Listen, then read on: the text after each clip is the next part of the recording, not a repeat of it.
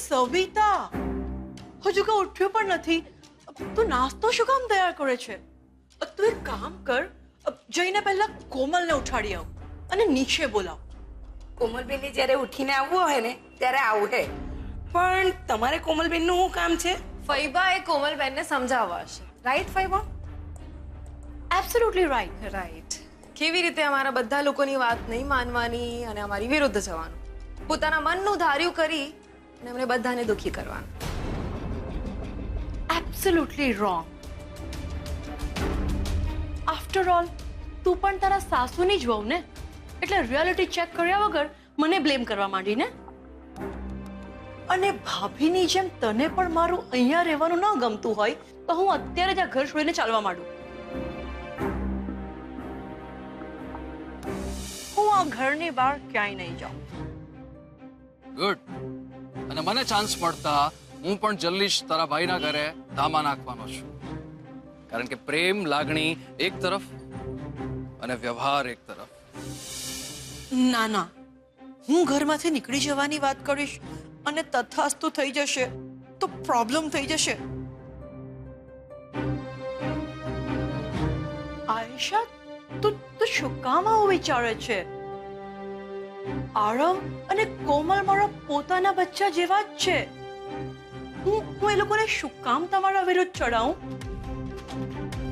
હું તમારા લોકોની સામે નહીં, તમારા લોકોની સાથે જ છું. Trust me. જે તમે ઈચ્છો છો હું પણ એ જ ઈચ્છું છું કે કોમલ ખુશ રહે. એટલે આયશા પ્લીઝ, તું મને મિસઅન્ડરસ્ટેન્ડ ન કરતી. ફૈબાના મનમાં કંઈક છે અને બોલી કંઈક રહ્યા છે. અચાનક આટલા સ્વીટ કેમ થઈ ગયા છે? મને લાગે છે એમનાથી હવે વધારે સંભાળીને રહેવું પડશે. ગુડ મોર્નિંગ જાડી. અરે શું વાત છે, આજે તારી સવાર આટલી મોડી પડી? તું રેડી છે ને? ચાલ, હું ઓફિસ જાઉં છું, રસ્તામાં તને કોલેજ ડ્રોપ કરી જાઉં. કોલેજ? હા, કેમ? ઓય, ડોન્ટ ટેલ મી કે મેરેજ થઈ ગયા એટલે હવે કોલેજ નથી જવું, કારણ કે મેરેજ કરવાને ને કોલેજ ના જવાને કોઈ જ કનેક્શન નથી. હા, ખબર નહીં ભાઈ, મને કોલેજ જવાનું મન નથી થઈ રહ્યું. કોમલને આ મંગળસૂત્ર અને સેથીમાં સિંદૂર સાથે જોઈને લોકો કોણ જાણે શું શું વિચારશે. આવી પરિસ્થિતિમાં એને કોલેજ મોકલવી કે ઘરે જ રાખવી? સવિતાબેન, પૌવા તૈયાર છે? હા, બસ કોથમીર નાખવાની બાકી છે. સરસ. હું શું કહું છું, આપણે થોડા મેથીના થેપલા બનાવી દો ને, કોમલબેનને બહુ ભાવે છે. હું તમને મેથી સાફ કરીને આપું છું. સારું. સોનુ બેટા, કઈ નહીં, જવા દે. નાસ્તો તૈયાર થઈ ગયો? હા, બસ થેપલા બનાવવાના બાકી છે. શું થયું? તમે કેમ ટેન્શનમાં છો? આરવ કહે છે કે કોમલે પાછું કોલેજે જવું જોઈએ, પણ કોમલની જરાય ઈચ્છા નથી. એક કામ કરો, આજે રહેવા દો, કઈ વાંધો નહીં જાય. એમની સોનુ, મને એવો વિચાર આવે છે કે જો કોમલ હવે કોલેજે જશે તો કોઈ પ્રોબ્લેમ તો નહીં થાય ને? પ્રોબ્લેમ શું કામ આવે? લગ્ન થઈ ગયા એટલે ભણવાનું થોડી છોડી દેવાય. એટલે મને ખબર તો પડે કે તારી સાથે શું શું થઈ રહ્યું છે.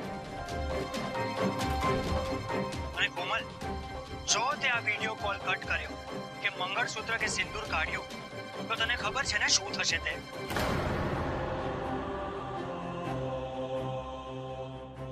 મિહિરે મારી કોમલને મબમમાં એવી કેવી ધમકી આપી જે સાંભળીને કોમલના ચહેરાનો રંગ ઉડી ગયો? કોમલ, એ શું વિચારે છે? કઈ નહીં, તું પ્લીઝ હવે કઈ ન બોલ. હું આ મંગળસૂત્ર અને સિંદૂર નહીં કાઢું અને કોલ પણ કટ નહીં કરું. હું સતત તારી નજરની સામે જ રહીશ. કોમલ, મને એક વાત નથી સમજાતી કે તું મિહિરથી આટલી બધી ડરે છે શા માટે? શું વાત છે? કોઈ વાત નથી મમ્મા.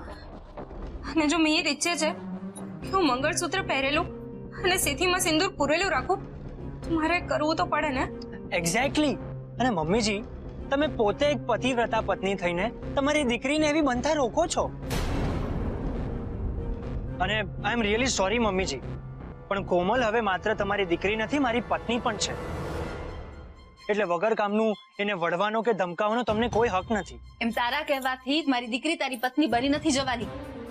અને અમે જ્યારે આ લગ્ન નથી માનતા તો તારે મને સાસુમાં કહેવાની કોઈ જરૂર નથી. અને હેરાન અમે નહીં, તું કરી રહ્યો છે મારી દીકરીને. અને આમ સતત આ વિડીયો કોલ ચાલુ રાખીને મારી કોમલ પર તારી નજર રાખીને તું સાબિત શું કરવા માંગે છે? અને હમણાં જ તે કોમલને કહ્યું ને કે જો એ તારી વાત નહીં માને તો શું હે? બોલતા બોલતા અટકી કેમ ગયો એ કે ને મને. શું ધમકી આપી તે કોમલને? ઇનફ ઇઝ ઇનફ મમ્મા. તો શું કામ એને ખીજાય છે? મારો હસબન્ડ છે અને હું એની વાઈફ છું. અને એ જો કોલ દ્વારા સતત મારી સાથે વાત કરવા માંગતો હોય એમાં પ્રોબ્લેમ શું છે? માં પ્લીઝ તમે લોકો અમારી લાઈફમાં ઇન્ટરફિયર નહીં કરો. એ હું તમને શું કામ કહું? મારે ક્યાંક બહાર જવું હોય કે કઈ બીજું પણ કામ. તું અહીંયા મારી સાથે મારા કામ માટે આવ્યો છે એટલે એકલા તારું ક્યાંક જવું એ તો શક્ય જ નથી.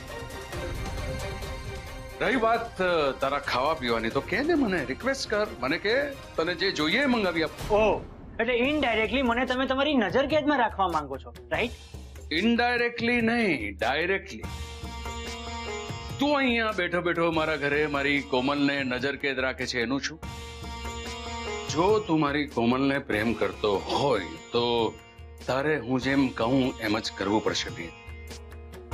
બાકી તારી મનમરજી મુજબ આ રૂમમાંથી બહાર નીકળીશ ને તો એ તારું નીકળવું માત્ર રૂમમાંથી નીકળવું નહીં હોય, મારી કોમલના જીવનમાંથી પણ તારી એ એક્ઝિટ હશે. તમને શું લાગે છે કે હું તમારાથી ડરીને અહીંયા આવ્યો છું? હું તમારી ના, હવે હું મારી કોમલને પ્રેમ કરું છું એટલે આ બધું સહન કરી રહ્યો છું. તો કર્યા કરો સહન. એ તો હું કરીશ જ, પણ શું છે ને, હું ભૂખ સહન નથી કરી શકતો. જમવાનું ઓર્ડર કર. મને પ્લીઝ શબ્દથી શરૂ થતા વાક્યો જ સંભળાય છે. પ્લીઝ જમવાનું ઓર્ડર કરો. ઓકે. Hello, room service.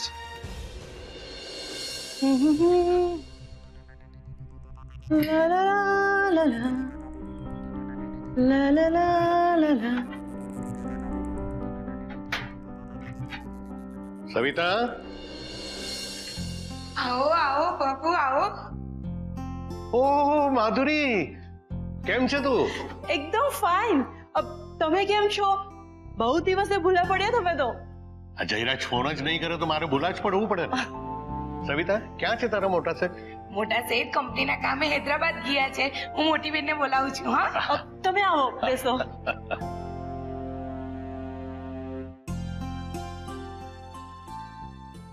આ પરફેક્ટ મોકો છે કોમલના મેરેજની પબ્લિસિટી કરવાનો.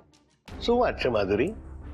આજકાલ જયરાજભાઈનો કોઈ ફોન નથી, મેસેજ નથી, અને કોકિલાબેને પણ એક પણ ફોન નથી કર્યો. ઘરમાં તો બધું બરાબર છે ને? હવે તમને શું કહું, ઘરમાં બધું બરાબર ન હોય તો જ તમને ભાઈ આટલા દિવસ ફોન ન કરે ને. છેલ્લા થોડા દિવસ તો આ ઘર પર એટલા ભારે ગયા છે કે પૂછો નહીં. એવું તો શું થયું બેટા? વાત એમ છે કે થોડા દિવસ પહેલા એક રાત્રે કોમલ ઘરેથી જતી રહી. શું વાત કરે છે? ક્યાં જતી રહી કોમલ? એની બેનપણીને ત્યાં, બીજે ક્યાં? જય શ્રી કૃષ્ણ બાબુ. આયુષ્માન ભવ. જય શ્રી કૃષ્ણ બાબુ. આયુષ્માન ભવ. આ માધુરી બેનની વાતનું વત્તેસર કરવાની આદત છે ને, છોડાવી પડશે હો બાબુ. એમાં એવું થયું કે કોમલ એની બેનપણીના ઘરે આખી રાત રોકાવાનું કહીને મને ગઈ, અને મારે થયો સમજમાં થોડો ફેરફાર, તો હું સમજી કે મોડી રાતે કોમલ પાછી આવી જશે. એમાં વળી કોમલનો ફોન બંધ આવે અને કોમલની બેનપણીનો નંબર પણ અમારી પાસે નહીં, તો અમે એનો સંપર્ક જ ના કરી શક્યા. અને તમે તો કોમલના પપ્પાને ઓળખો જ છો, એમણે તો આખું ઘર માથે લીધું. પણ સવારે કોમલ જેવી ઘરે આવીને એટલે બધું જ ભૂલી ગયા કેમ બરાબર ને માધુરીબેન? ઓહ યસ યસ કરેક્ટ.